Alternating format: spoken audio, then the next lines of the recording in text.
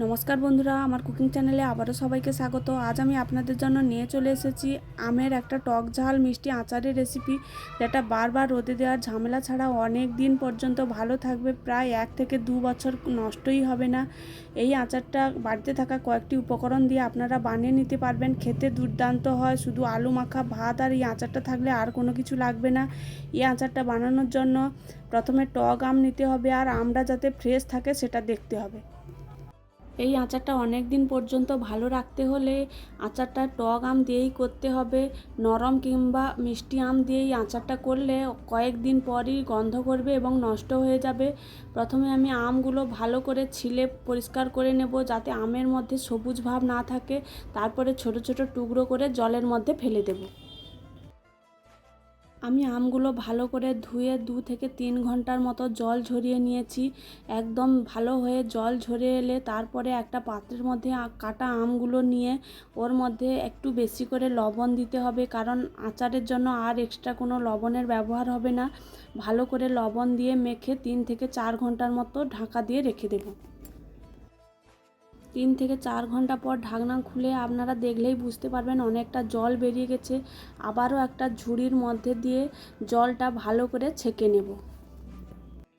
তারপরে আম থেকে লবণ জলটা ভালোভাবে বেরিয়ে গেলে আমি একটা পাত্রের মধ্যে আমগুলো ঢেলে ভালো করে ছড়িয়ে দেব এবং রোদের মধ্যে 3 থেকে 4 ঘন্টা বসিয়ে রেখে দেব।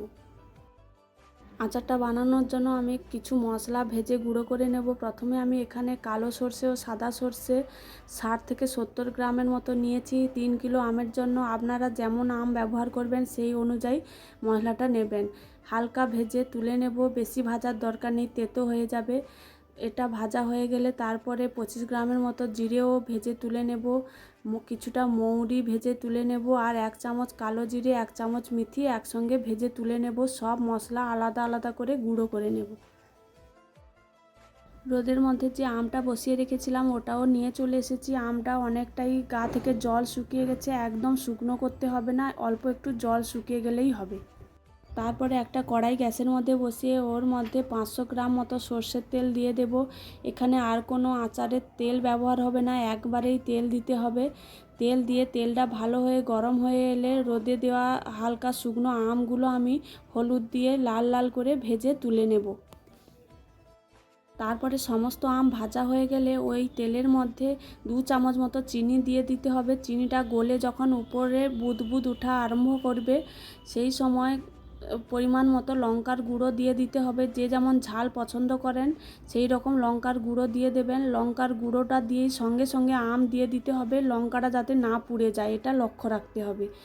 আমটা দেওয়ার সঙ্গে সঙ্গে 1 বাটি চিনি দিয়ে দেব। চিনিটা ভালো করে মিশিয়ে আগে থেকে যে কালো জিরে ও মেথির গুঁড়োটা করে রেখেছিলাম ওটা দিয়ে ওর উপরেও কিছুটা চিনি ছড়িয়ে দেব।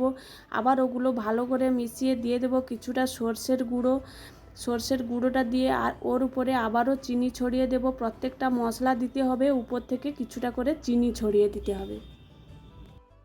চিনিটা ভালো করে মিশিয়ে নেওয়ার পর উপর থেকে কিছুটা মৌরির গুঁড়ো দিয়ে দেব, দিয়ে তার উপরেও আবার চিনি ছড়িয়ে দেব। এগুলোও ভালো করে মিশিয়ে নেওয়ার পর শেষে নামানোর 4 থেকে 5 মিনিট আগে জিরে গুঁড়োটা দিয়ে দেব। তার উপরে আবারও কিছুটা চিনি ছড়িয়ে অল্প আঁচে একদম ভালো করে মিশিয়ে দিতে হবে। সমস্ত উপকরণ ভালো করে মেশানো হয়ে গেলে 4 থেকে 5 মিনিট ভালো করে ফুটিয়ে নিতে হবে, যাতে চিনিটা একদম গলে যায়। এখানে অল্প আঁচ রাখতে হবে আর সারাক্ষণ নাড়তে থাকতে হবে, না হলে নিচে আমটা লেগে যেতে পারে।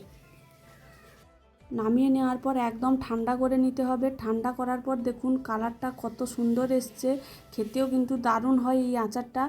এইভাবে বানিয়ে দেখবেন, 2 বছর ভালো থাকবে, নষ্ট হবে না। তারপরে একটা শুকনো কাচের বয়াম নিয়ে নিতে হবে, তার মধ্যে আচারটা ভর্তি করে রেখে দিতে হবে। রোদে দেওয়ার কোনো ঝামেলাই নেই। এইভাবে বানিয়ে দেখুন, অনেক দিন পর্যন্ত ভালো থাকবে। ভিডিওটি ভালো লাগলে আমার চ্যানেলটি সাবস্ক্রাইব করে দেবেন।